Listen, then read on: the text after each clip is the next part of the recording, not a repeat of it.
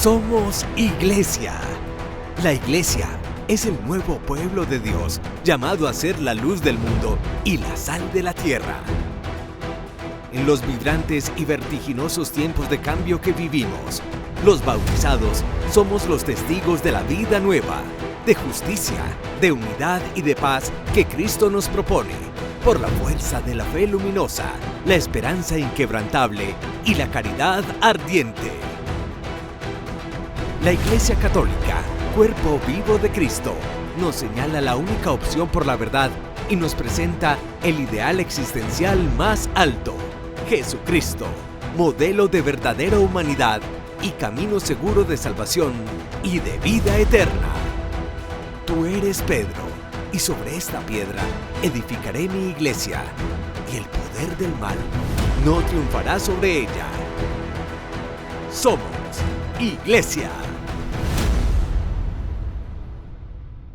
En esta emisión de Somos Iglesia, espera. Nueva película sobre el purgatorio explora el misterio de la vida después de la muerte. Indulgente, una nueva web para rezar por los que ya no están. Nuevo libro recopila una entrevista al Papa sobre el diablo y otras historias de exorcismos. El diario que supuestamente el diablo secuestró e intentó quemar es resguardado en Roma. Desde hace 20-25 años, los demonios ya no se esconden. El Padre Pío estrangulando un demonio y 2 esculturas más del santo por Timothy Smalch. Reciban un cordial saludo y el agradecimiento por hacer parte de este programa que abre para ustedes una ventana al mundo informativo de la Iglesia. Y hoy les tenemos un programa muy especial. Vamos a hablar de los novísimos, cielo, purgatorio e infierno. Así que tenemos un programa muy serio para hablar de cosas muy serias. Padre Carlos, ¿usted cómo está? Miriam, pues qué importante es hablar sobre estos temas, dándole un saludo a todos los que a esta hora se conectan en nuestras redes o los siguen este programa a través de TV Familia, canal católico aliado. Yo creo que muchos nos preguntamos qué pasa después de la muerte. Y la Iglesia, en un tratado sobre la escatología, nos habla de los novísimos, a las postrimerías, y nos habla después de la muerte viene el juicio de Dios. Y después, sobre ese juicio, hay 3 veredictos, por llamarlo de alguna manera. La gracia plena con Dios, la comunión de vida y de amor, el cielo. La pérdida de esa comunión de vida y de amor con Dios, el infierno, o un estado intermedio entre el cielo y el infierno, que es un estado de purgación o purificación, de que el nombre sea purgatorio, porque purgamos o purificamos los pecados que han sido perdonados, pero que queda de alguna manera por redimir una pena temporal, que también la Iglesia en vida ha llamado la indulgencia, que puede ser temporal o indulgencia plenaria. Creo que es un tema muy interesante, poco se habla en redes sociales y en programas en redes sociales sobre esto, y los invitamos a todos a que se queden en este gran especial a propósito de que el sábado será el día de todos los santos, la Iglesia triunfante, los que ya están con Dios, y el domingo será la conmemoración de los fieles difuntos, la Iglesia purgante, las benditas almas del purgatorio. Padre, ¿usted qué piensa cuando ve la realidad de la muerte, cuando sabe que tarde o temprano usted va a entregar su alma, ¿no? Sí, yo siempre utilizo una expresión, todos estamos en fila. Es la única ley que no tiene excepción, la única regla que nos iguala a todos. Muere el pobre, muere el rico, muere el viejo, pero muere el joven, muere el enfermo, pero muere el sano. Morimos todos, estamos en fila, simplemente no sabemos el orden de la fila. Y si me preguntas qué pienso frente a la muerte, yo digo tratar de estar preparados. Así como uno se prepara para la vida laboral, para la vida profesional, para la vida matrimonial, para la vida sacerdotal, hay que prepararnos para ese momento. Yo creo que hay que vivir bien para morir bien. Usted ha llevado muchas almas hacia las manos de Dios a través de las Eucaristías, de sus charlas, de todos los programas que realiza en Amén Comunicaciones. ¿Cree, Padre, que por esto usted ya se ganó un lugar en el cielo, esa palmadita en el hombro de Dios que le diga, ha sido un siervo bueno y fiel? ¿Usted cree que ya se ganó el cielo de pronto, Padre? Voy a decir una sola palabra. Está la debilidad humana, está el barro que nos acompaña, está la pureza, la gloria, la grandeza de Dios, que ninguno, por méritos, que esto es muy de los fariseos, pensar, yo tengo derecho al cielo. No, el cielo es sobre todo, para que lo entendamos, una misericordia de Dios. Y he conocido en mi vida, que no es tan corta, no tan larga, pero no tan corta, he conocido personas muy santas en esa recta final, cuando van a entrar o van a cruzar ese umbral hacia la vida eterna, pasando por la muerte. Y les he preguntado, después de una vida de servicio, meritoria, entre comillas, y me dicen, no es por méritos, es por pura gratuidad, por pura misericordia de Dios. De hecho, en hombres muy santos, monjes que he conocido, su oración al final de la vida han sido 2 palabras: gracias por tanta bondad de Dios y perdón por mis pecados y debilidades humanas. Padre, le preguntaba esto porque leyendo el libro de Santa Teresa de Jesús, el libro de la vida, ella decía algo que me llamó muchísimo la atención, y es que el Señor le concedió un don de poder ver qué pasaba con muchas almas que morían, sobre todo de personas que ella conocía. Y ella decía que solamente le había tocado ver 2 almas que habían ido directamente al cielo, que las demás, así fueran monjas, obispos, todos pasaban por el purgatorio. Solo 2 almas, entre ellos San Pedro de Alcántara y seguramente San Juan de la Cruz, seguramente fueron los únicos que ella vio que llegaron al cielo, pero los demás pasaban por el purgatorio. Por esto nosotros, pienso yo, Padre, que nos hemos de pronto como tranquilizado, pensando que el cielo es muy fácil, es una puerta abierta para todos, y no es así. A ver, la Iglesia muestra una verdad que nos tiene que poner a pensar. Somos 8.000 millones, un poco más de 8.000 millones de almas, de ellas 2.000 millones son cristianos católicos y cristianos no católicos, seguidores del Cristo. Cuando uno mira la lista de los canonizados, la palabra canon viene de canonizar viene de canon, y canon es la lista de los que están inscritos, permítame la expresión, en el libro de la vida del que habla el Apocalipsis, los que ya gozan de la plena comunión con Dios y por eso son válidos intercesores ante Dios y pueden ser intercesores para hacer milagros. Nos damos cuenta, yo creo que no falta la verdad, no creo que haya más de 10.000 personas en la lista de canonizados oficialmente o autoritativamente por la Iglesia. Claro, hay muchos santos de a pie que la Iglesia tal vez nunca conoció su vida, sus virtudes heroicas, vividas en grado heroico, pero realmente para una multitud de tantos millones de personas se deja de ser muy cuestionante que haya una minoría tan pequeña de santos.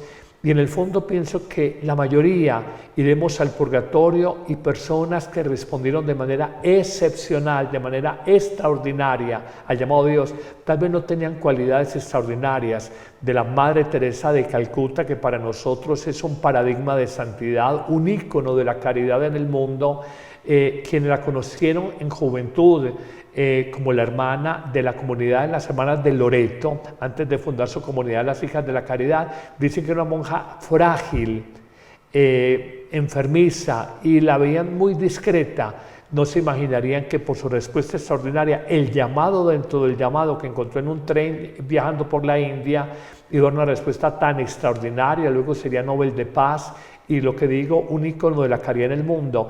Son personas, los santos, hasta muy ordinarias, simplemente hay una respuesta extraordinaria al llamado de Dios, y es un llamado, a propósito de que este sábado es el Día de Todos los Santos, la Iglesia triunfante, y el domingo es el Día de los Fieles Difuntos, la Iglesia purgante. Pero bueno, mucha gente se pregunta, ¿y qué es realmente el purgatorio? Seguramente no hay una respuesta exacta, porque eso pertenece como a esa parte misteriosa de nuestra realidad como católicos, como cristianos. Pero de todas maneras una película se acerca un poco a esta realidad. Veamos así rápidamente de qué habla esta película. The soul that crosses into the afterlife awaits. It's final and fair judgment alone. Purgatorio es la última película de Michal Konrad. Este docudrama cuenta experiencias de místicos como Fula Orak, Faustina Kowalska y el Padre Pío, pero también de las investigaciones de teólogos y científicos sobre lo que ocurre después de la muerte. Tratamos de mantenerlo muy cercano a lo que la Iglesia Católica enseña. Evidentemente hay controversia cuando hablamos de las experiencias místicas y todo lo demás. Hay diferentes interpretaciones de cómo puede ser el purgatorio. La mayoría de los místicos que hablan del purgatorio dicen que el Señor nos juzgará sobre el amor. ¿Hemos amado? Evidentemente preguntará si hemos seguido sus mandamientos, pero también si hemos amado, si hemos cumplido la misión que Dios nos ha dado. Óscar Delgado explica que la película es para quienes quieran saber qué sucede al alma cuando fallece la persona, un tema delicado ante la pandemia que ha intensificado nuestra percepción de la muerte. Me gustaría animar a las personas a pensar sobre dos cosas. La primera es que esto no es permanente, nuestro estado en vida no es permanente como creemos. Y la segunda, a pensar sobre el más allá, prepararse, especialmente con lo que está ocurriendo en el mundo, pensar en la vida después de la muerte. Esta película Purgatorio ayudará. Bueno, les cuento que esta película Purgatorio, que es realmente muy buena, la pueden ver ustedes gratuitamente en sus casas a través de YouTube. Pero bueno, Padre Carlos, ¿qué es y qué no es el purgatorio? A ver, la doctrina de la Iglesia ha ido madurando de alguna manera como este estado del alma. Lo primero, no es un lugar. Lo dijo de manera explícita en su magisterio cuando fue Papa Benedicto XVI. No es un lugar, es un estado del alma. Segundo, algunos lo llaman la última de las misericordias de Dios. El Señor se resiste a que un alma se condene de manera definitiva y permite esta purificación de manera misteriosa que se asimila de alguna manera a las penas que se viven en el purgatorio, pero con un sentido distinto.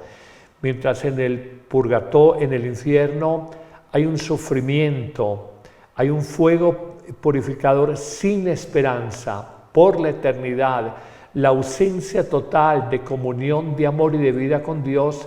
En el purgatorio hay un sufrimiento, un fuego interior purificador, pero con la esperanza firme de que es un estado del alma espiritual, temporal y que nos espera en definitiva el cielo.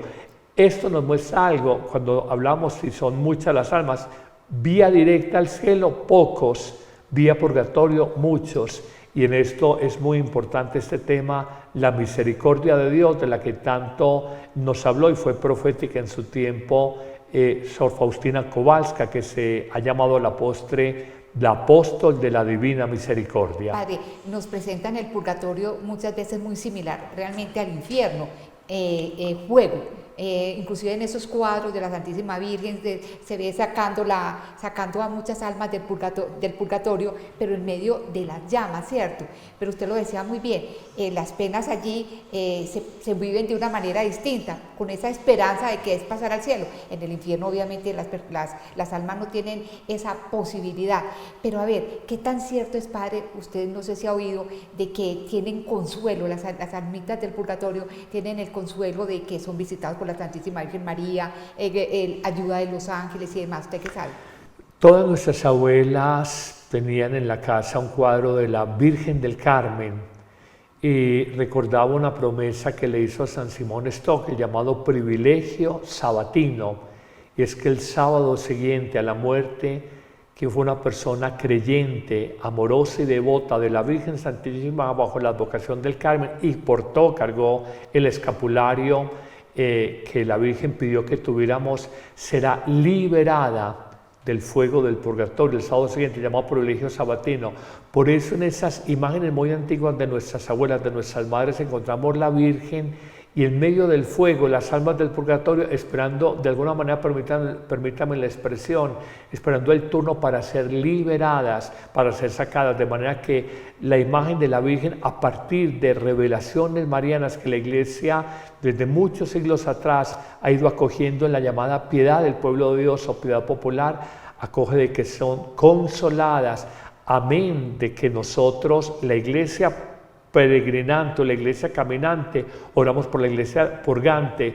Cuando decimos esta Eucaristía la ofrecemos por el eterno descanso de fulanito o fulanita de tal.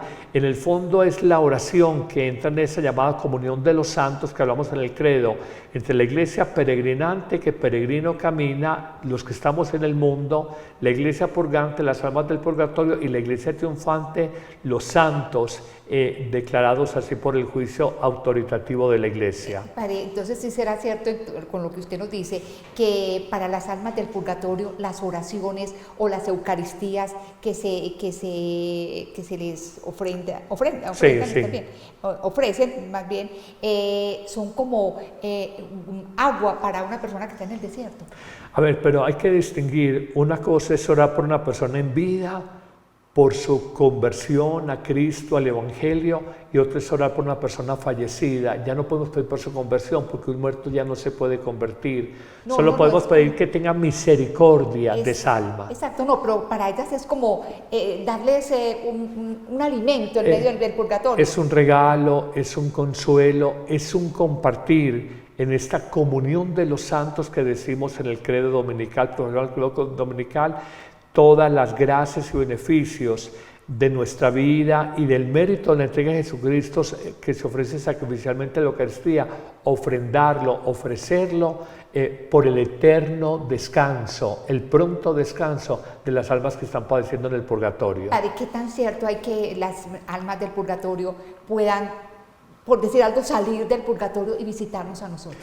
Hay revelaciones privadas que hablan de esa comunicación entre esos tres niveles de lo que es el misterio de la iglesia. La iglesia es el cuerpo místico de Cristo, y ese cuerpo místico somos nosotros, la iglesia que peregrina, la iglesia que purga, que purifica, y la iglesia que vive la plena comunión con Dios.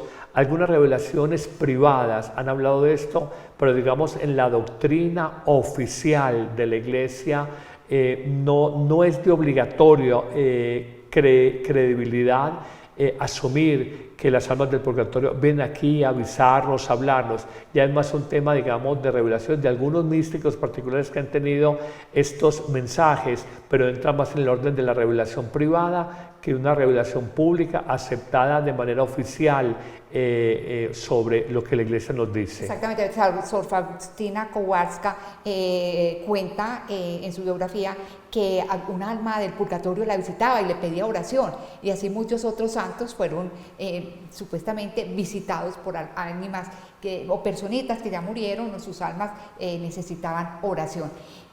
Pero hay algo muy importante, Padre, antes de pasar a la próxima nota, y es que nosotros nos hemos olvidado de muchos de nuestros seres queridos que posiblemente están en el purgatorio. Yo creo que la mayoría. Es que para ser santo, las almas se salvan con oración, amor y cruz. Y iniciar en el camino de la santidad es de todos. Perseverar en el camino de la santidad es de pocos. Y terminar en la vida de santidad es de hombres y mujeres únicas, y esas son muy pocas las personas.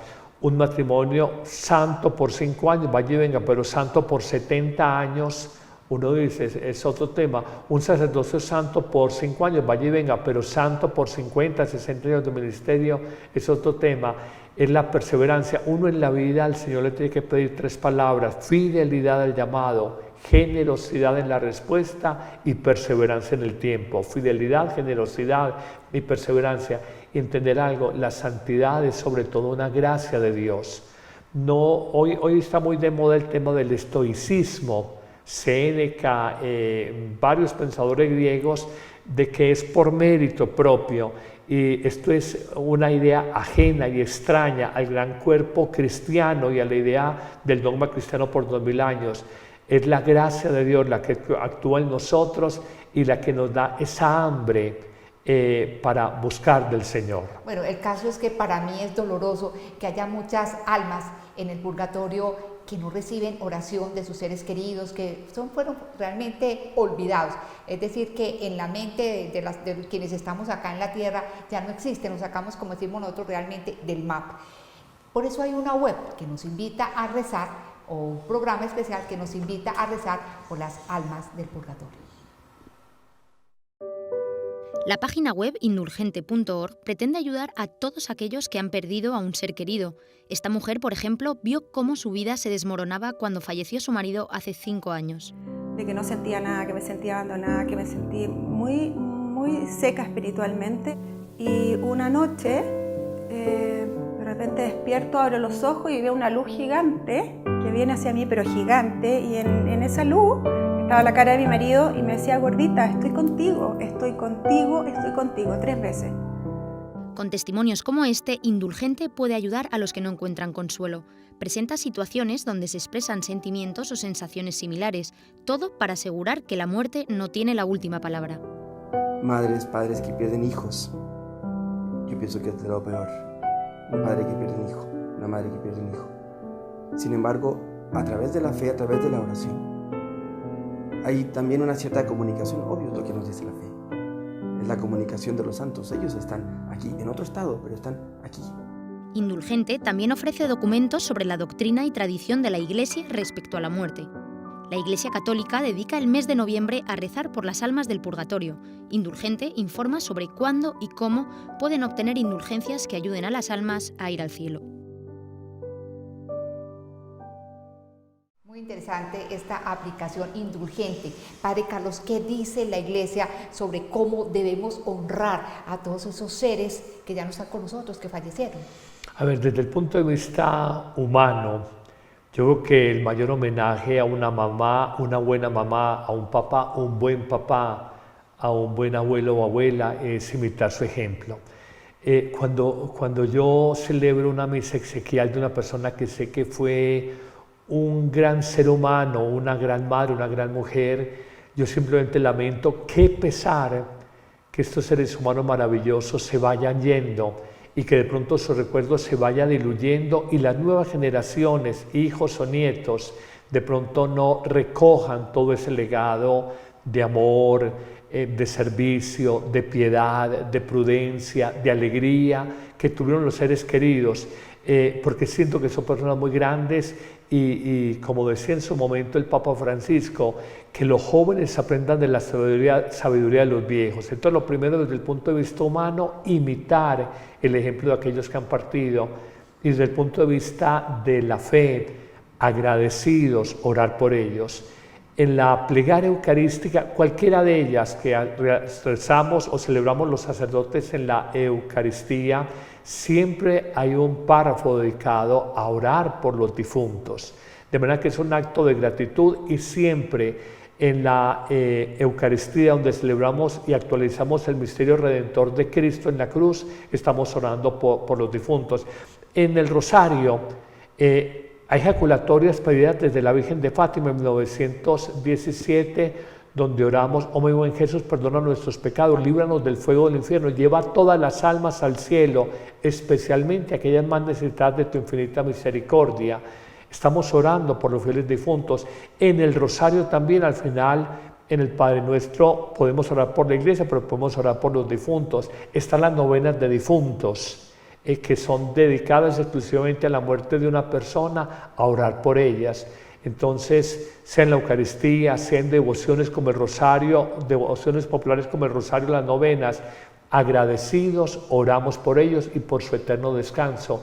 Decimos mucho una ejaculatoria: concédele, Señor, el descanso eterno, que ya el cansancio, la fatiga y la vida pase, que descansen eternamente, que la luz perpetua de Dios brille para ellos, la luz divina, de manera que es simplemente un acto de agradecimiento, de reconocimiento y de memoria histórica frente a tantos seres queridos que nos han hecho el bien. O sea, Padre Carlos, el amor no se acaba con la muerte. El Cantar de los Cantares, capítulo 8, versículo 6, dice que el amor es más fuerte que la muerte. Y San Pablo, en su primera carta a los Corintios, en el capítulo 13, versículo 8, nos dice que el amor, la fe y la esperanza pasarán, pero que el amor no terminará. El amor es la gran fuerza que mueve la vida. Sin amor el mundo es completamente deshumanizado, es una selva.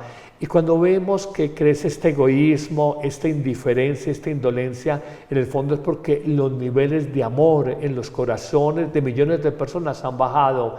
Pero siempre será la gran propuesta de Jesús que recogió bellamente una expresión el Papa Pablo VI durante su pontificado, cuando resume el Evangelio y decía que el mensaje de Jesús no fue distinto del sueño, la utopía de construir la civilización del amor. De manera que es una expresión preciosa. Eso es un proyecto de vida, la civilización del amor, que tu familia, que tu entorno laboral, que tu entorno de amigos, que tu entorno de apostolado, que la gente se quiera. Aquí desde los estudios de Montemaría, esta casa de retiro donde estamos, todo el equipo de servidores y evangelizadores siempre me oyen a mí una cantaletica, lo digo yo en un buen sentido, y es querámonos. Toda obra, todo servicio de evangelización, desde lavar unos platos, desde servir un café, desde evangelizar, si se hace con amor, tiene un sello de eternidad. Bueno, qué interesante esto, padre. Inclusive uno debería confesarse de que olvidó a una persona, porque entonces no la amó suficiente. El amor es hasta la eternidad, cuando es verdadero amor. Bueno, si uno se cae en un amor terreno nomás. Padre Carlos, hablemos ahora de la otra realidad, porque mucha gente piensa que porque no habla, porque no escucha nada sobre el infierno, no existe, prácticamente que quisieran gostearlo, invisibilizarlo, sacarlo de todo contexto. Pero el infierno existe, Padre Carlos. Veamos un libro que habla sobre una entrevista que le hicieron al Papa Francisco, en la cual habló sobre realidades como los exorcismos, sobre el maligno, en fin, veamos lo que dice este libro. Exorcistas contra Satanás es un nuevo libro que relata las historias de numerosos exorcismos. El autor italiano Fabio Marchese Ragona escribió el libro tras ver los efectos de la pandemia COVID en la fe de la gente. Vivimos una época muy difícil durante el confinamiento, sobre todo aquí en Italia, y durante el confinamiento muchas personas perdieron la fe. Decidí reflexionar sobre el hecho de que tantas personas se reencontraron con la fe, así como tantas otras desgraciadamente se encontraron con el diablo. Y ahora he contado tantas historias de posesión y también historias de sufrimiento.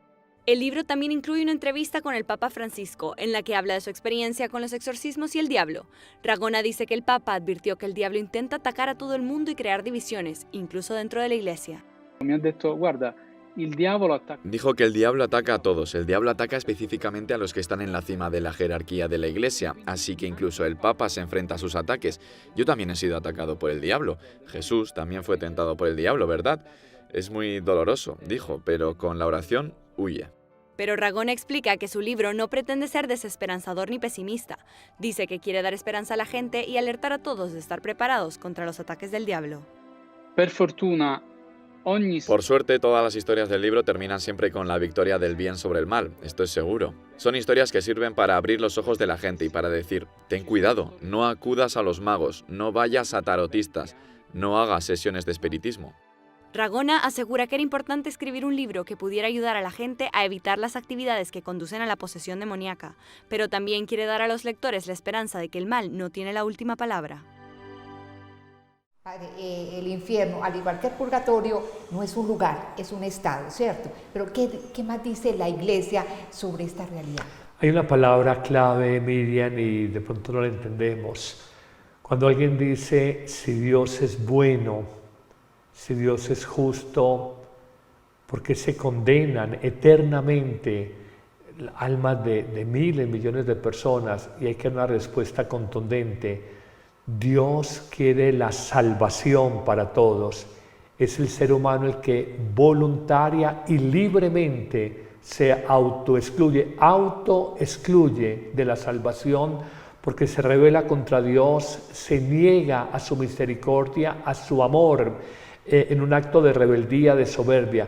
He conocido personas donde la familia me ha buscado, padre, está muriendo, confiese esta persona, y la familia lo hace con buena voluntad, pero me dicen directamente, yo le agradezco que usted venga, yo no creo en ustedes, no creo en Dios, me quiero morir así, es mi problema, que mi familia se despreocupe, que no se angustie, y le ve uno esa prepotencia. y hasta el final, pues buscando el Señor personas que son mensajeros, que buscan que esta persona se arrepienta, porque mientras haya arrepentimiento siempre habrá perdón, pero ellas se autoexcluyen. Desafortunadamente este número ha crecido y voy a decir algo, hay cierto tinte de orgullo en este desprecio y rebeldía frente a Dios, cuando antes el satanismo era un fenómeno, por ejemplo, más reservado, más clandestino. Hoy hay iglesias satánicas que se precian, que presumen, que sacan videos, que viralizan, mostrando su culto al demonio. Recuerdo recientemente, creo que fuiste tú la que me mandaste un video de un equipo de fútbol en Alemania, donde ellos, no sé, como aquí en Colombia hay un equipo, los Diablos Rojos, un equipo de fútbol, pero lo dicen más en un sentido no satánico, sino en un sentido más anecdótico. Este equipo de fútbol efectivamente proyectó, hizo una oración y decía: te entregamos el alma. Te entregamos el alma si permites que gane nuestro equipo de fútbol. Yo digo, Dios mío, en la superficialidad, en la frivolidad en la que vive el ser humano hoy, en su ignorancia, jugar con la salvación eterna del alma por el fanatismo de un partido de fútbol o de un equipo de fútbol que ni te da la vida, ni te da la salud, ni te da el salario, ni te da la salvación. De manera que uno dice, es un grado alto de ceguera del ser humano hoy. Ese es el que se autoexcluye, reniega de Dios abiertamente, pero Dios en su propósito o en su proyecto de amor quiere que todos nos salvemos y lucha hasta el final, pero siempre respetando nuestra libertad personal. Y lo mismo ocurrió en Sevilla, con un equipo de fútbol en Sevilla. La gente le está entregando el alma al diablo por cosas tan tontas como que gane un equipo de fútbol. Y les parece moda, y tú ves para el tema de Halloween, que lo vamos a tener este fin de semana, más allá de los niños pidiendo dulces o confitería o galguerías en las casas, hoy, este fin de semana, probablemente va a ser muy pesado y va a coincidir sábado con Día de Todos los Santos y el viernes de Halloween. Sé que hay muchas rumbas juveniles y de adultos disfrazados de diablos y diablas, con ya invitación de que va a haber consumo de drogas de todos tipos, invocaciones a Satanás para llevar una vida muy loca y hasta donde somos capaces de llegar. Es un estado de paganismo, de ignorancia, que luego las lágrimas no van a alcanzar, las lágrimas en la eternidad no van a alcanzar para lamentar tanta ceguera, tanta ignorancia y tanta soberbia del ser humano. Exactamente, ignorancia, Padre Carlos, porque cualquiera que lea, por ejemplo, sobre cómo es el infierno, se ha escrito bastante, y personas muy serias. Santa Teresa de Jesús tuvo una visión del infierno y una visión terrible, absolutamente, que uno dice, por Dios, eso es que no le cae uno en la cabeza. Ella hablaba de un callejón largo, oscuro, sofocante, en medio de llamas, un fuego que quema, una amargura y una tristeza, un dolor de la vida.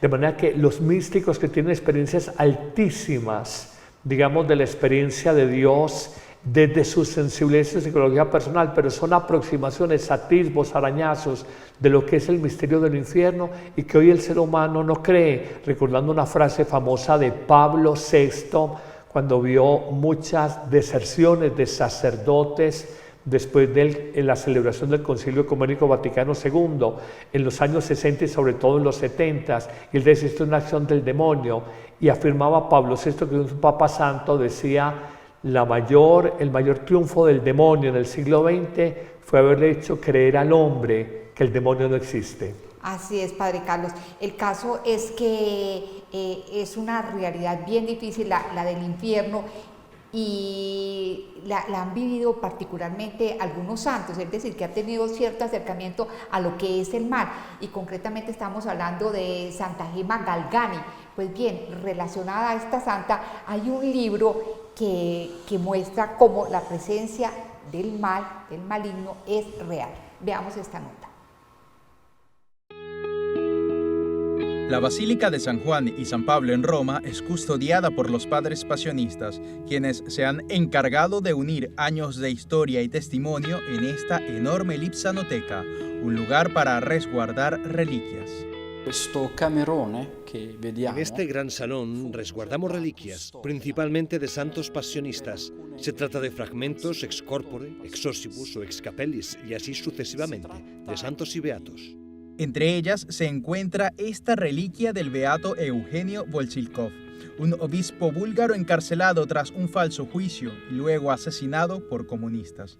Estas son sus únicas reliquias, ya que sus restos fueron lanzados a una fosa común. En medio de las cientos de reliquias se encuentra el cráneo de Santa Victoria, fragmentos del cuerpo de Santa María Goretti, San Miguel de la Dolorosa y claramente también hay reliquias del fundador de los pasionistas, San Pablo de la Cruz, como este ataúd en el que reposaban sus restos e incluso sus disciplinas. También están estos cabellos de Santa Gema Galgani, la santa de la familia pasionista que por órdenes de su director espiritual inició a relatar sus experiencias místicas en el llamado El Diario de Mis Pecados. El diario tiene manchas que son verdaderas marcas de quemaduras. Se dice que este diario fue robado a Gemma y que el autor de este robo habría sido el diablo, que a su vez habría intentado quemar el diario. Incluso en un par de páginas se puede ver la huella de un felino. Gemma murió a los 25 años y su vida está llena de momentos de gran misticismo que la llevaron a convertirse en la primera santa italiana del siglo XX. Cientos de personas acuden a este lugar para poder admirar su diario. Los selfies no pocos delante del antiguo ataúd de San Pablo de la Cruz o delante de su máscara o de reliquias, de San Gabriel de la Dolorosa, por ejemplo. Todo esto se detiene delante al diario de Santa Gemma. Eso es lo que veo con los ojos de la vista, pero con los ojos y oídos del alma puedo haber visto y oído algo, pero prefiero guardarlo en el secreto de mi corazón. Las reliquias son objetos devocionales que remiten a una época o personajes del pasado. La Iglesia Católica conserva y venera muchas como parte del testimonio de la vida de los santos. Comúnmente las reliquias son conservadas en capillas u otros lugares dignos, como esta increíble lipsanoteca, que puede ser visitada en el monasterio de los Padres Pasionistas en Roma, justo al lado de la Basílica de San Juan y San Pablo. Dios permitió que el diablo visitara a Santa Gema Galgani, supuestamente para descorazonar su alma, pero no lo logró. Santa Gema se reía del demonio, incluso le puso un mote, le decía Chiapino, y se reía de él, y le decía al confesor que el diablo era muy feo. El caso es que tuvo esta realidad y escribió este libro que supuestamente fue raptado por el demonio. A ver, los santos, no solamente el tema de Santa Gema Galgani, hablemos del Padre Pío, de Pietrelcina, hablemos del santo cura de Ars, que sentía cómo le sacudían la cama, cómo temblaban las tablas de la vieja casona de madera. La casa cural lo ubiquemos allá en el siglo XVIII y siglo XVIII y XIX. Miremos cómo la acción del maligno sobre almas privilegiadas muestra su rabia, es la palabra, su envidia de la felicidad, de la bienaventuranza de un alma privilegiada, del alma de un santo. El Padre Pío se habla de golpizas, se habla de ser fastidiado, pensamientos obsesivos. Del cura de Ars se habla de un perro negro que siempre lo acompañaba y de estos fenómenos extraordinarios, y él simplemente con mucha tranquilidad en la vida de los santos, sabiendo que Dios es Dios y que el maligno no deja de ser una criatura miserable bajo las órdenes de Dios, aunque quiera presumir de un poder sobrenatural o un poder omnímodo, no deja de ser una criatura. Decía el santo cura de Ars, cuando veía lo del perro negro o cuando habían estos movimientos en la casa cural, decía a otros sacerdotes que se extrañaban de esto, decía: no se preocupen, es que mi compañerito está fastidiado, seguramente mañana van a haber grandes conversiones en el confesionario. De manera que ellos miran con mucha naturalidad la presencia del mal, pero sobre todo le dan el justo lugar, porque el mal siempre quiere presumir y de alguna manera el maligno quiere alardear y mostrarse como todopoderoso. Y nunca olvidemos que el Evangelio es buena noticia de salvación y no mala noticia de condenación, y que el bien, aunque sea discreto, silencioso y sutil, es infinitamente más poderoso que el mal, que no deja de ser muy ruidoso, muy bulloso, que alardea y presume mucho. Dentro de la música se encuentran muchas canciones, muchos temas que se los han dedicado al demonio, al mal. Concretamente, el grupo de los Rolling Stones tiene una canción que se llama Simpatía por el demonio. Y alguna vez le preguntaron a Mick Jagger qué decía del demonio, y él decía, es una persona, como un ser, no dijo una persona, dijo como un ser con mucho dinero y con muy buen gusto. Eso dijo Mick Jagger. Quería preguntarle, Padre Carlos, ¿usted cree que Dios permite que el diablo, así como se le presentó a Santa Gema Galgani, se nos presente a nosotros de diferentes maneras, que son muy reales? A ver, hay una expresión del Papa Pablo VI que ha sido tal vez de lo más lúcido dicho por un Papa, porque es la autoridad ya de un Papa. En una catequesis de noviembre, no recuerdo si fue el año 1972 o 1973, sobre el mal, el Papa decía que el maligno es un ser personal, más que persona, es una entidad concreta, espiritual, inteligente, pervertido y pervertidor. Eran las características: ser personal, espiritual, inteligente, pervertido y pervertidor. Decía realidad pavorosa. Hablaba Pablo VI. ¿Qué sentiría este Papa ahora santo? Cuando hace esta descripción, una catequesis que fue famosa, y los teólogos de la época decían, pero el Papa, ¿en qué se apoya para eso? Pero tiene la autoridad de un pontífice. Mire, el demonio actúa con una sutileza. Cuando uno ve las tentaciones de Jesús en el desierto de Judea antes de empezar su vida pública, cómo tentar es apartar de Dios e inducir al mal, es apartar de Dios, del bien, e inducir al mal, como el demonio quiso tentar al mismo Hijo de Dios. Y mira, él dice, no lo puedo tentar con mujer, no lo puedo tentar con riqueza, no lo puedo tentar con placeres. Entonces, siempre las tentaciones que aparecen en los evangelios, dice, está escrito en la palabra, le dice el demonio a Jesús. Entonces, como quien dice, usted que es tan obediente a la palabra, que conoce también la Torá y los profetas, está escrito en la palabra de Dios esto. Y Jesús le contesta, pero también está escrito. Entonces la misma palabra sirve de defensa para clarificar la palabra de Dios, la Biblia, para clarificar y defenderse. Te muestra simplemente la sutileza. Todos tenemos lo que llamamos la pasión dominante. Si una persona, su pasión dominante es el orgullo, por ahí la va a atacar. Si su pasión dominante es la lujuria, por ahí la va a atacar. Si su pasión dominante es la codicia de dinero, por ahí la va a atacar. Si su pasión dominante es la envidia, por ahí la va a atacar. Si su pasión dominante es el gusto por el licor o la droga, por ahí la va a atacar. Teresa de Jesús, en su libro Las Moradas, habla del castillo interior y habla de que siempre busca el alma es un castillo de cristal, dirá la mística española, y dice, busca el demonio, ronda buscando por dónde entrar el flanco más débil. Y esto ella lo toma la misma carta del apóstol Pedro, cuando dice, sed sobrios, estad despiertos, vuestro enemigo, el diablo, como león rugiente, ronda buscando a quien devorar, resistirle firmes en la fe. Es un texto que hacemos en el oficio de las completas, la oración de la noche, los sacerdotes, tomada de la carta de Pedro, el texto del Nuevo Testamento. Claro que ataca. ¿Sobre qué trabaja? Sobre la mente y sobre las emociones. Tú a veces sientes rabia y una rabia obsesiva frente a una persona y dices, pues no me he hecho nada, pero tengo rabia. A veces un pensamiento de orgullo, no me voy a dejar, es que a mí no me van a poder. Y en los matrimonios los ensoberbece. El demonio tiene acciones puntuales: dividir, engañar o mentir, ensoberbecer, confundir, acusar, desanimar, desesperanzar. Son acciones universales donde el maligno trabaja en nuestro psiquismo y en nuestro mundo emocional. Wow. Sí, padre, me dejó impactada pues todo lo que estaba diciendo, todas las formas que tiene realmente. Son formas universales. Exactamente, para que para que todo el mundo caiga. Pero bueno, usted vio la película El Exorcista hace 52 años, padre.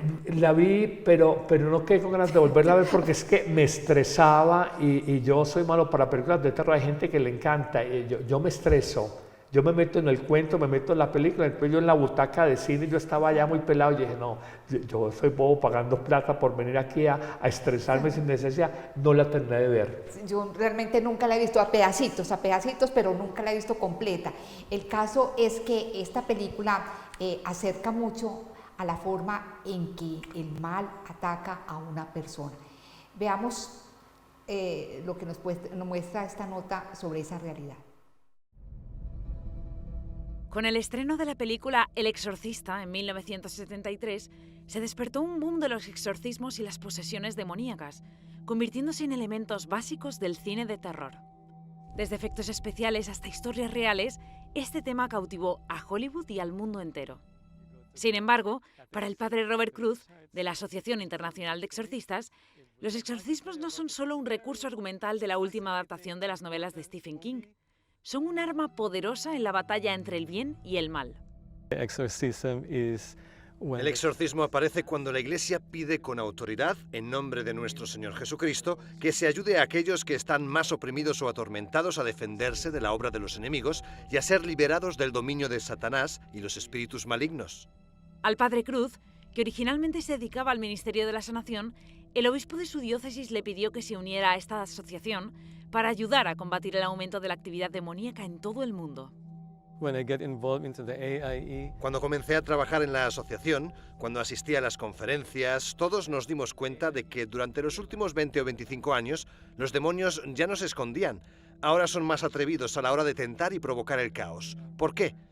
Algunos de los exorcistas de la asociación opinan que vivimos en una sociedad neopagana, una sociedad en la que se cree en todo excepto en Dios. Por eso, según el padre Cruz, es importante que las películas muestren los exorcismos con precisión, para que la gente pueda ver el peligro real que entraña lo demoníaco, pero que también sepan que hay esperanza en la fe. Aunque lo creamos o no, Lucifer, Satanás, el príncipe de las tinieblas y los demonios, siguen sembrando el caos en nuestra sociedad y en nuestras propias vidas. En la película El triunfo sobre el mal, que se estrenó en Estados Unidos el 30 de septiembre, el padre Cruz dijo que podía dar los nombres de los exorcistas a los que entrevistaron. Sí, esta película es muy importante por muchas razones. Una de ellas es que es más fiel a las enseñanzas de la fe católica. Los entrevistados son exorcistas reales, no son exorcistas falsos, son reales. Sin embargo, insistió en que derrotar a las fuerzas del mal no es difícil ni misterioso. Rezar el rosario, los sacramentos, la conversación constante con Dios y el ayuno son dones de Dios para defender a los fieles del diablo. Tenemos todas las gracias que necesitamos, en particular el sacramento de la confesión y el sacramento de la Sagrada Eucaristía. Son tan poderosos que si los conoces, sabrás que estos son los dos sacramentos que los demonios quieren destruir y que parezcan aburridos para la gente. Nuestra Señora, nuestra Madre, siempre está ahí para protegernos. En muchos casos, durante los exorcismos, los demonios dicen muchas cosas viles, pero ni siquiera pueden pronunciar el nombre de Nuestra Señora. Con Halloween a la vuelta de la esquina y con el número de espectadores de películas de terror en aumento, el mes de octubre también está dedicado al rosario. El padre Cruz se unió al Papa León XIV para animar a los fieles a rezarlo tan a menudo como guía y protección espiritual de todos. Padre, alguien me decía que cada vez son más largas las colas para pedir ayuda a exorcistas o a personas que puedan liberar a alguien, ¿cierto? Y mientras esto ocurre, Padre, las colas para recibir la comunión en la Santa Misa son muy largas, pero las colas para confesarse son cada vez más cortas. Sí, hay verdad en lo que dices y a ver, me quedo con una frase de lo que decía el padre del informe: el mundo de hoy cree en todo menos en Dios.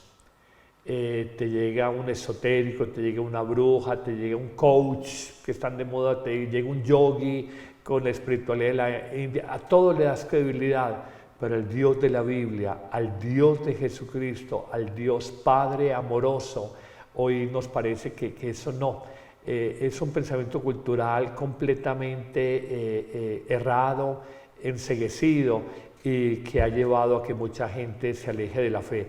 Lo primero. Lo segundo, tenemos armas muy poderosas para contrarrestar el mal del mundo: la oración, el ayuno. Jesús, cuando los discípulos le preguntaban por qué no hemos podido, los apóstoles le preguntaban por qué no hemos podido liberar del mal a esta persona, él les decía, esta clase de demonios solo salen con ayuno y oración. Y créanme que la oración, por ejemplo, frente a Jesús sacramentado, con ayuno es dinamita espiritual. Y eso júntale a otra dinamita espiritual, la caridad. El apóstol Pablo dice que el amor de caridad cubre la multitud de los pecados. Entonces, cuando tú hablas de las tres actitudes de un creyente y desde un judío creyente, la oración, el ayuno y la caridad de la que nos habla el evangelio que leemos en miércoles de ceniza, te das cuenta, Dios mío, tengo poderosas armas espirituales para esto. Y de manera particular podemos decir la Eucaristía de cada día, la confesión sacramental con alguna frecuencia, la devoción tierna a la Virgen Santísima. La Virgen, lo decíamos en una misa donde estábamos en la casa de Montemaría recientemente, tiene una advocación, María terror de los demonios, porque ella es la humilde frente al soberbio, ella es la pura frente al impuro y ella es la obediente frente al rebelde. Entonces la Virgen es una muralla frente a la acción del maligno en la vida del creyente. Y lo de la confesión, el demonio ha hecho muy bien su trabajo. La gente alardea a veces de sus pecados, presume de sus miserias humanas y lo habla en redes sociales, lo hablaba en la emisora juvenil, lo hablaba con la amiga, con el amigo. Pero cuando vas a hablar con el sacerdote que por gracia de Dios puede darte la paz profunda a tu vida, no es que ese es pecador. Y luego, y tu psiquiatra, tu terapeuta, tu amigo, los que te siguen en redes no son pecadores. ¿Por qué discriminas? Porque esa doble moral, ese doble rasero y ese engaño. No hablo mi pecado al sacerdote, que tiene el poder de Dios para perdonar pecados siendo el frágil, pero sí lo hablo y presumo frente a todo el mundo de mis desviaciones sexuales, mis perversiones, mi moralidad, mi corrupción, y lo naturalizo, lo normalizo. De manera que es ese doble rasero y el engaño en el que vive el hombre de hoy. Exacto, hablando de engaño, padre, ¿cómo reconocer que el diablo nos está ganando terreno con nosotros? A ver, partamos de una verdad para no desesperanzarnos. La obra del mundo, la obra de la historia la lleva Dios. La lleva a Dios, por más que uno vea guerras, perversión, inmoralidad, falta de piedad, falta de fe, que lo decía ya Jesús, cuando regrese el Hijo del Hombre hablando de su segunda venida definitiva, encontrará fe en esta tierra. En el fondo ya él vislumbraba que habría en este momento de crisis, pero la vida me ha mostrado algo, que el momento de la historia es pendular y que a veces después de el padre hablaba de un nuevo paganismo, hoy hay un gran paganismo en Occidente más que en Oriente. Somos más paganos en el mundo occidental, Europa y América, y voy a decir algo, la gente no deja de ser una buscadora eterna de la verdad, del bien, de la justicia. Y donde uno a veces parece que todo está perdido, aparecen señales, semillas de bondad, de justicia, gente muy buena, y el Señor va haciendo su obra en almas que se dejan moldear por su gracia. Y lo segundo que pienso, el mundo creo que camina hacia etapas de sufrimiento intenso, bien por el cambio climático, bien por nuevos virus, no solamente el COVID-21, sino nuevos virus, bien por las polarizaciones ideológicas y la explosión social, bien por la guerra de nuevos tiranos. El mundo marcha hacia sufrimiento, pero después de un gran sufrimiento vino una gran purificación a la humanidad.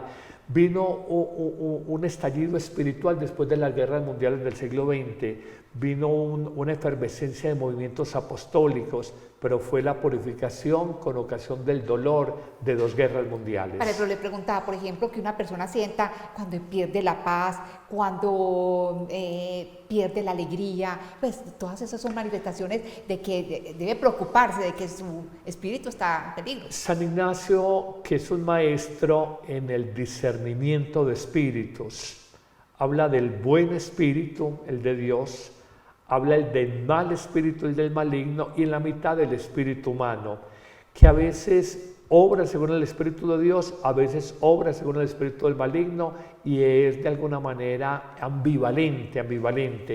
Y él dice que hay que hacer este discernimiento de espíritus, y él da una serie de criterios. Tú tocas uno de ellos muy importante. Por ejemplo, cuando una persona me dice, padre, yo estuve con esta persona, pero yo la amo y no es mi pareja, no es mi esposo o mi esposa, pero para mí no es pecado. Y le dije, pero si no es pecado, ¿por qué me lo vienes a decir? Es que tengo cierta intranquilidad de conciencia. Pero si no es pecado, ¿por qué tienes esa intranquilidad? Es que perdí la paz. Pero si no es pecado, ¿por qué perdiste la paz? Entonces, mira ese tema. Me pasó con otra persona, también un adulterio. Me dijo, padre, tú que eres un sacerdote moderno, mire cómo es el demonio. Tú que eres un sacerdote moderno, de avanzada, no sé qué. Yo con esta persona estuve, no es mi esposa, pero yo la amo. Yo la amo, yo la quiero y la otra ya no la quiero. Entonces le dije, pero no está bien. Entonces luego me dijo, uy, pero tú eres el sacerdote moderno al que le oigo las Eucaristías. Y le dije, yo no te puedo decir lo que digo yo, te digo lo que dice el Evangelio.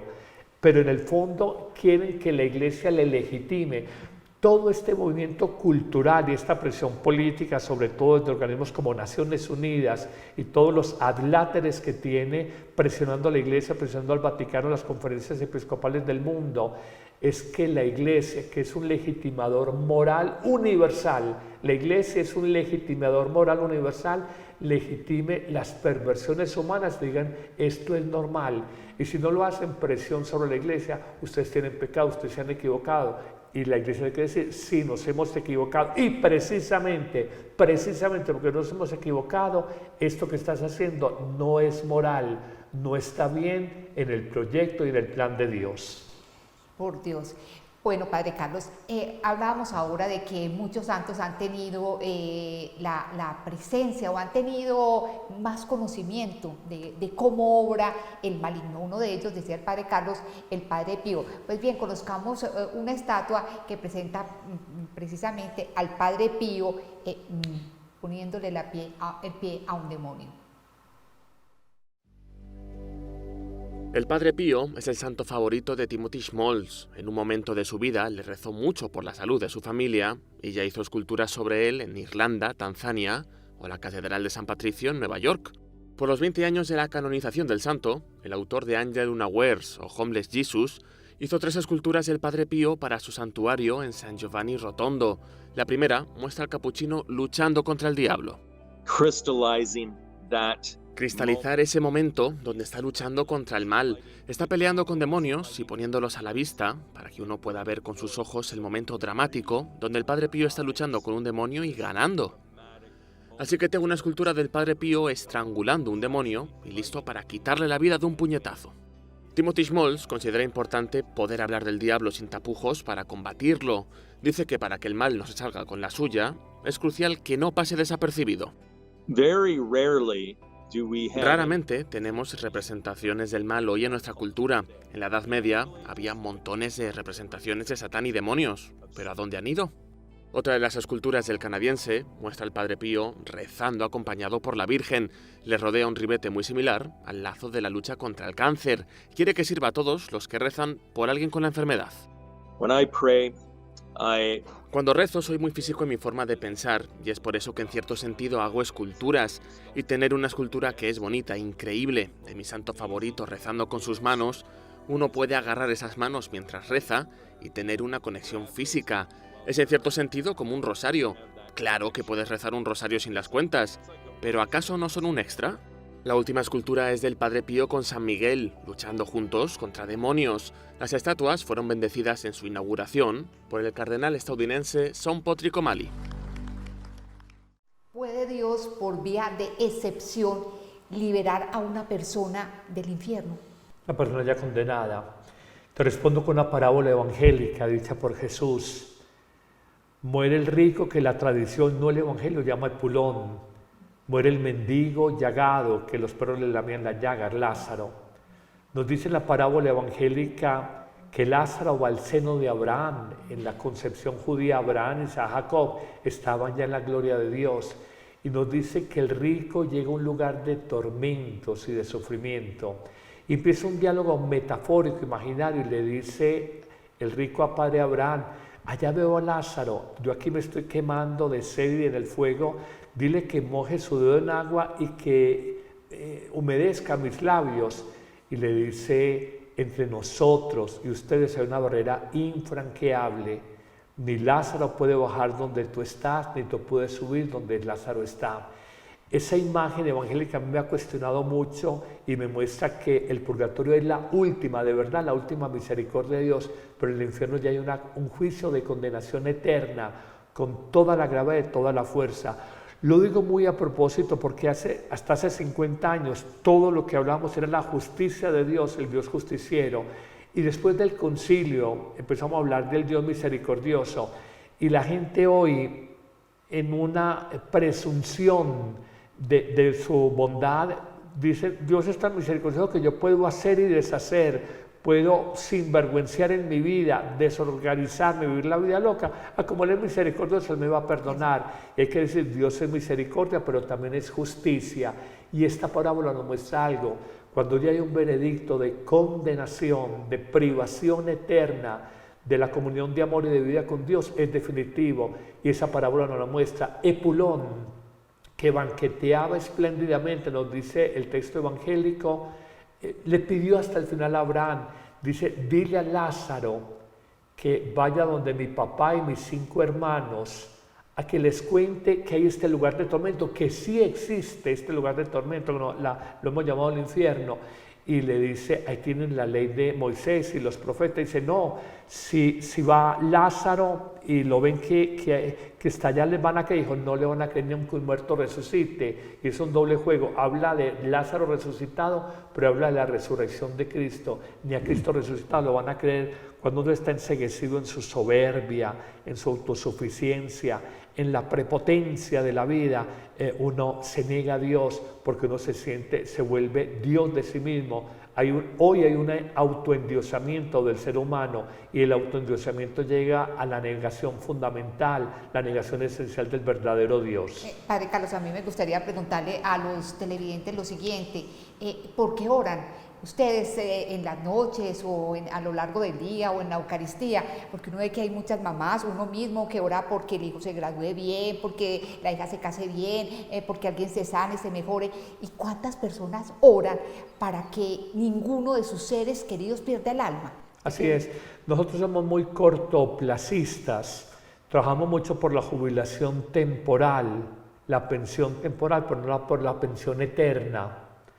Jesús dirá: no teman a los que matan el cuerpo y no pueden hacer más. Entonces, no temas tanto porque la enfermedad, que la violencia, un accidente, un viaje. No teman a los que matan el cuerpo, vamos a morir. Teman a los que matan el alma, o sea, nos privan de la salvación eterna. Yo creo que hay que tener esa mirada más pascual, más profunda que el horizonte. Si sabemos orar bien, vamos a orar por la santidad de nuestros seres queridos, aunque ello implique cruz y exigencia en esta vida. O sea, una mamá, por ejemplo, que sepa que tiene un hijo de esos que decimos oveja negra, padre, más rodilla. Y la oveja blanca también. No pida solamente para que tenga empleo, para que se gane la lotería, para que le vaya bien en su viaje a Estados Unidos. No, pida por la salvación de su alma. Lo más grande que podemos pedir por un ser humano es el Espíritu de Dios, la salvación del alma para esa persona. Exactamente, yo creo que si eso queda claro de este programa, Padre, que debemos preocuparnos por la salvación de nuestros seres queridos, hasta de nuestros vecinos, de todas las personas, que nadie pueda perder su alma, porque el infierno es real y es absolutamente tenebroso. Inclusive los pastorcitos de Fátima tuvieron una visión del infierno terrible. Y terrible. Un océano de fuego. Y la sociedad nos está vendiendo que eso es pura ficción, eso no pasa, Dios es misericordioso, todo lo perdona. En esta tierra todo lo perdona, fuera de esta tierra justicia. Y todo lo perdona si hay arrepentimiento. Si no hay arrepentimiento, no. Voy a decir esto y con esto vamos cerrando el programa. Vivimos como si no nos fuéramos a morir. Vivimos como si no fuéramos a presentarnos ante Dios. Vivimos como si no fuéramos a dar cuenta de qué hicimos con la vida. No nos llevamos ni el dinero, ni la casa, ni el carro, nada nos llevamos las buenas obras o las malas obras que hicimos, nos llevamos la fe en la misericordia de Dios, la fe, la esperanza y el amor con el que hayamos vivido. Bueno, Padre Carlos, muchísimas gracias por su asesoría en el programa. Me excrestó muchas de las cosas que dijo, fabuloso.